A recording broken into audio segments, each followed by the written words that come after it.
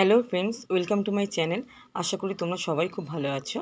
তো আজকে দেখো আমি রথের মেলার কিছু মুহূর্ত তোমাদের সাথে শেয়ার করব। তো আমরা এখন সবাই রেডি হয়ে গেছি। কিছু আমার মানে আমার পার্সোনাল লাইফের কিছু মুহূর্ত তোমাদের সাথে শেয়ার করব। আমি তো নাহলে পার্লারেরই সব কিছু তোমাদের সাথে শেয়ার করি। তো দেখো বাড়ি থেকে আমরা বেরিয়ে গেছি, মানে আমি যে আমার হাজব্যান্ড, আমার ছোটো ছেলে, আমার বড় ছেলে, এটা আমার বাড়ির সামনে। মানে আমাদের বাড়িটা হচ্ছে কেষ্টপুরে। তো আমরা যাব হচ্ছে 206। দেখো এটা আমরা 206 এসে গেছি। 206 দেখো একটা বাচ্চা রথ চালাচ্ছিল, সেখান থেকে আমার ছোটো ছেলে রথটা চালাচ্ছিল। তো আমরা এসছি হচ্ছে আজকে করুণাময়ী বিধাননগর মেলাতে। তো বিধাননগর মেলাতে এইটা হচ্ছে বাইরেটা, মানে আমরা যাচ্ছি এখন। মেলাটা অনেক আগের থেকেই চালু হয়, কিন্তু তোমাদের কি বলবো, এত ভিড় এত ভিড়। দেখো মেলার গেটটা, এটা মেলাতে মোটামুটি 4খানা গেট রয়েছে। তো এটা প্রথম গেট, ওখান থেকে আমরা ঢুকছি। তো এত ভিড়, আমার ক্যামেরা করতে ভীষণ প্রবলেম হচ্ছিলো, কারণ আমি মানে কি করে করব এত, বা মেলাতে ঘুরবো বা কী করে সেটাও চিন্তা করছিলাম। তো বিধাননগর মেলাটা হচ্ছে খুব সুন্দর। ওখানে হচ্ছে বিরাট বড় একটা রথ থাকে, রথটা আমরা দেখবো বলেই আরও রথের দিন বেরিয়েছি। তো এখন তো জানোই কলকাতায় মোটামুটি রথ সেরকমভাবে বাচ্চারা আর কেউ চালায় না। আমরা তো ছোটোবেলায় অনেক রথ চালিয়েছি। তো এবার দেখো আমি যে তোমাদের দোকানগুলোকে দেখাবো, সে একদম আমার হাতে ছিল না, খুব প্রবলেম হচ্ছিল, কারণ প্রচণ্ড ভিড় ছিল। আমি ক্যামেরাটা কিভাবে নিয়ে যাব।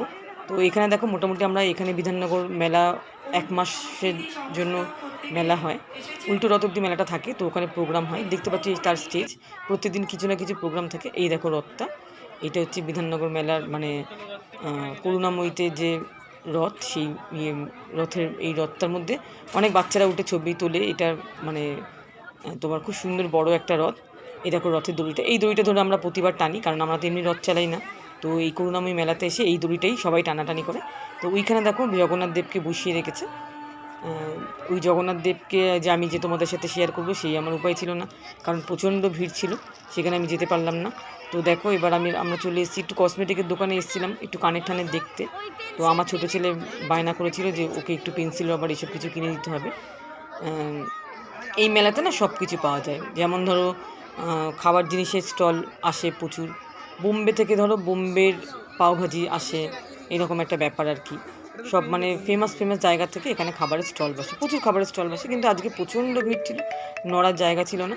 আমার ছোটো ছেলে একটা পেন আর পেন্সিল নিয়ে আর কি খুব কনফিউজ ছিল, কি কিনবে না কিনবে বুঝে পাচ্ছিল না।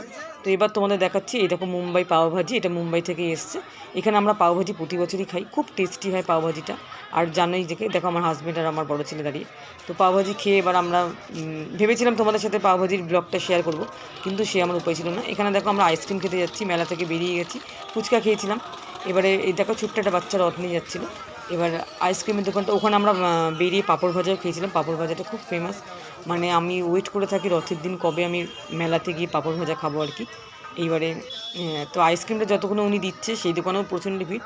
তো দেখো এটা হচ্ছে করুণাময়ী, রাতের শর্টলেকটা খুব সুন্দর হয়। এটা হচ্ছে করুণাময়ী মেট্রো স্টেশন, ওপরে দেখো মেট্রো চলে ওপর থেকে। আর খুব সুন্দর জায়গাটা। এইবার পেছনটাই তোমাদের দেখাচ্ছি, এটা হচ্ছে করুণাময়ী বাস টার্মিনাল। তো আজকের ভিডিও এই পর্যন্তই, তোমাদের সাথে আবার আমি ফিরবো আমার পার্লারের নেক্সট ভিডিও নিয়ে। তো এখন বাই, আর তোমরা সবাই ভালো থেকো, সুস্থ থেকো, বাই।